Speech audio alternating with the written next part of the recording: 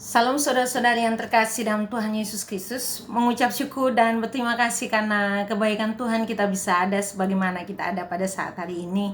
Dan saya bersyukur hari ini kembali lagi dapat membuatkan video ini untuk membagikan berkat firman Tuhan kepada saudara-saudari yang tidak beribadah hari ini, ataupun mungkin yang beribadah di rumah. Saya sangat rindu untuk boleh membagikan berkat firman Tuhan ini, dan kerinduan saya juga firman Tuhan yang sudah memberkati saya ini bisa memberkati kita semua. Terlebih dahulu mari kita berdoa. Kami mengucap syukur dan berterima kasih kepadamu Tuhan karena Engkau sangat baik. Engkau begitu mengasihi kami, menjaga, menyertai, melindungi kami sampai hari ini semua karena kebaikan-Mu. Tuhan Yesus, terima kasih untuk kasih dan setia-Mu, untuk penyertaan-Mu, untuk setiap kebaikan-Mu di hidup kami. Saat ini kami akan belajar daripada kebenaran firman-Mu. Renungan singkat ini kiranya Tuhan berkati, sehingga boleh memberkati kami semua. Dalam nama Tuhan Yesus Kristus kami berdoa. Haleluya. Amin. Hari ini kita akan belajar daripada firman Tuhan, Yohanes pasal 20 ayat 11 sampai ayat yang ke-18. Saya akan membacakannya untuk kita semua. Yohanes 20 ayat 11 sampai 18. Yesus menampakkan diri kepada Maria Magdalena. Tetapi Maria berdiri dekat kubur itu dan menangis. Sambil menangis ia menjenguk ke dalam kubur itu, dan tampaklah olehnya dua orang malaikat berpakaian putih, yang seorang duduk di sebelah kepala dan yang lain di sebelah kaki, di tempat mayat Yesus terbaring. Kata malaikat-malaikat itu kepadanya, "Ibu, mengapa engkau menangis?" Jawab Maria kepada mereka, "Tuhanku telah diambil orang, dan aku tidak tahu di mana ia diletakkan." Sesudah berkata demikian, ia menoleh ke belakang dan melihat Yesus berdiri di situ, tetapi ia tidak tahu bahwa itu adalah Yesus. Kata Yesus kepadanya, "Ibu, mengapa engkau menangis? Siapakah yang engkau cari?" Maria menyangka orang itu adalah penunggu taman, lalu berkata kepadanya, "Tuan, jikalau Tuan yang mengambil dia, katakanlah kepadaku di mana Tuan meletakkan dia, supaya aku dapat mengambilnya." Kata Yesus kepadanya, "Maria."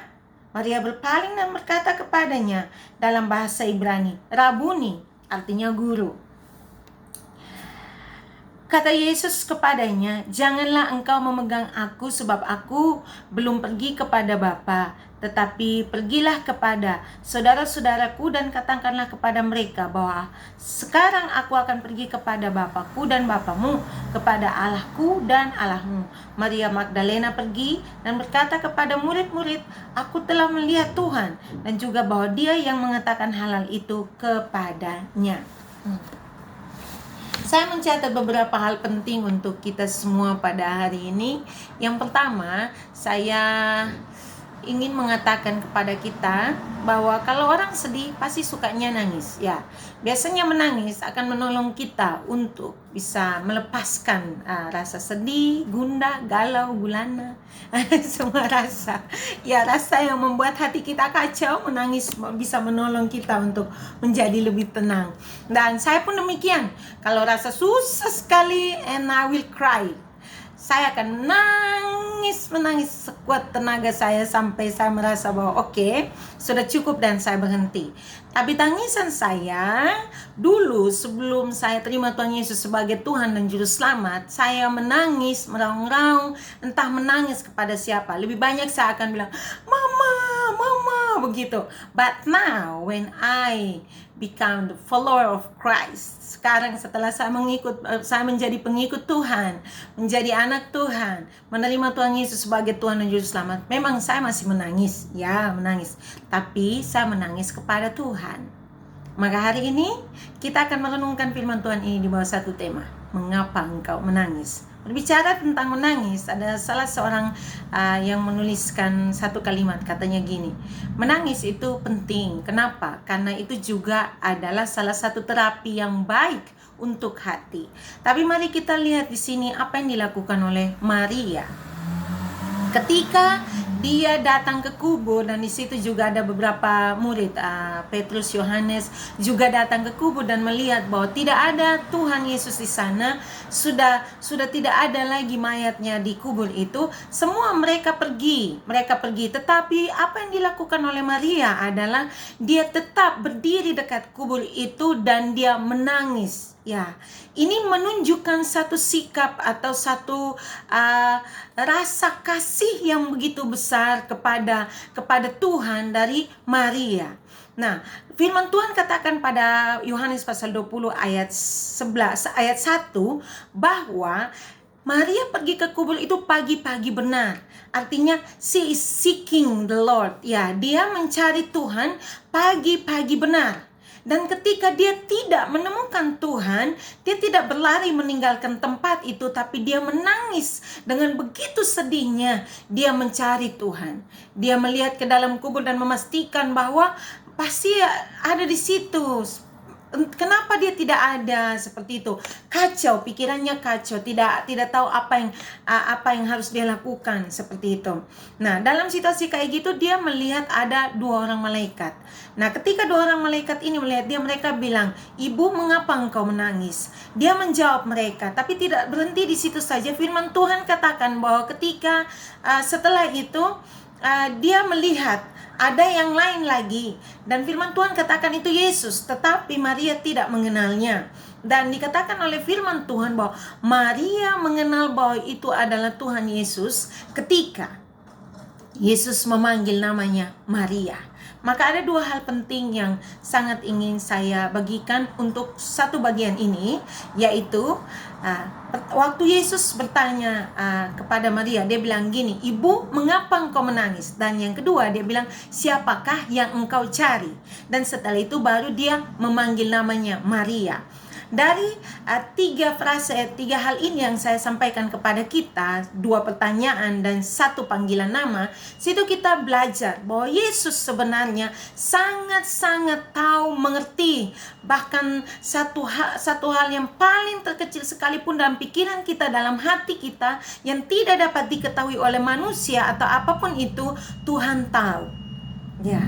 Dan jika kita memperhatikan firman Tuhan ini pun memberikan kepada kita bahwa ketika kita cari Tuhan dengan sungguh-sungguh, maka Tuhan sendiri yang akan menunjukkan dirinya kepada kita dengan caranya yang sangat unik. Mari kita lihat bagaimana Maria tahu kalau itu Tuhan. Hanya dari cara Maria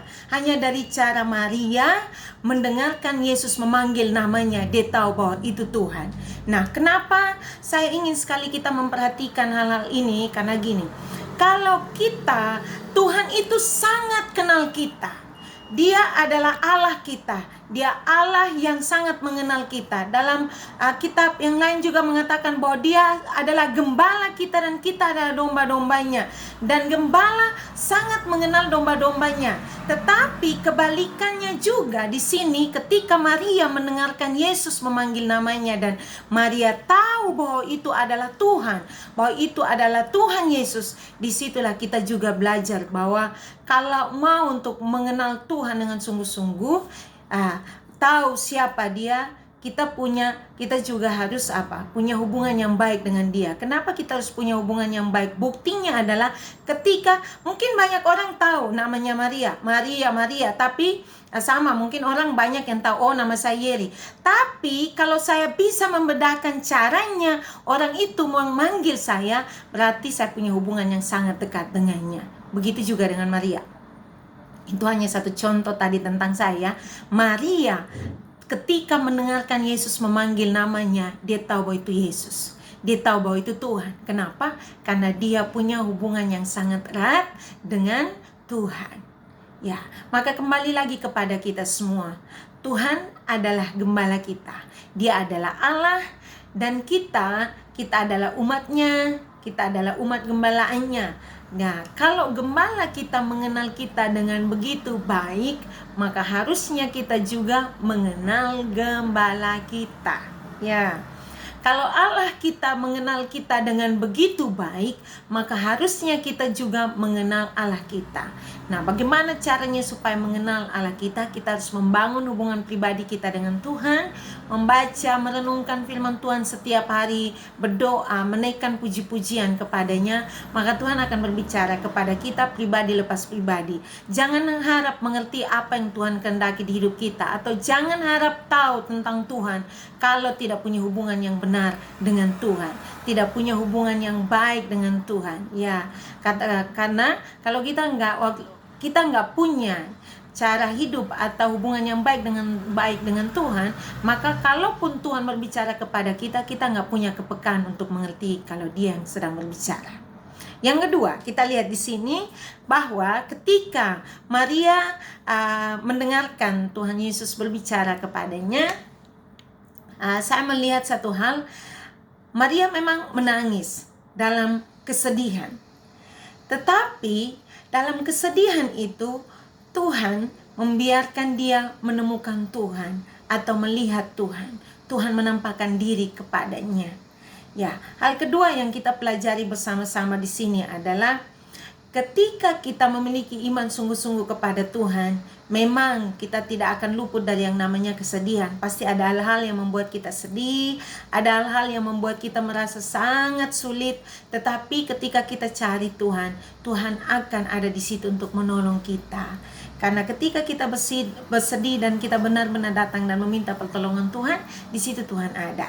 Nah, dari tema kita tadi tentang mengapa engkau menangis, kita belajar bahwa hal yang kedua adalah mengapa kita menangis.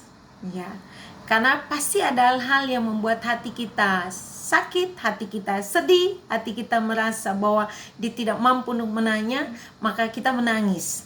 Tapi anak-anak Tuhan, menangis itu boleh. Hanya menangis dengan apa? Datang kepada Tuhan, memohon pertolongannya. Atau menangislah kepada hamba Tuhan, ya, gembala atau orang yang kita percaya bahwa dia akan mendengarkan setiap keluh kesah kita. Dan dia akan menolong kita berdoa atau memberikan kepada kita advice ataupun nasihat untuk kita bisa keluar dari setiap persoalan masalah. Dan menolong kita berdoa untuk apa? Kita merasakan bahwa kasih Tuhan ada di situ untuk selalu setia membantu kita. Yang ketiga di sini, kita belajar apa yang dikatakan oleh Yesus kepada Maria adalah Yesus bilang pada Maria bahwa jangan menyentuh dia dulu ya. Janganlah engkau memegang aku, ya katanya. Tetapi setelah itu Tuhan bilang, kamu masih punya tugas.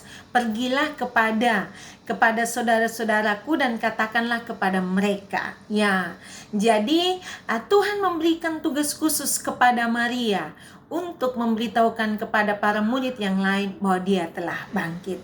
Maka apa yang dilakukan oleh Maria ketika dia mendengarkan tugas khusus itu?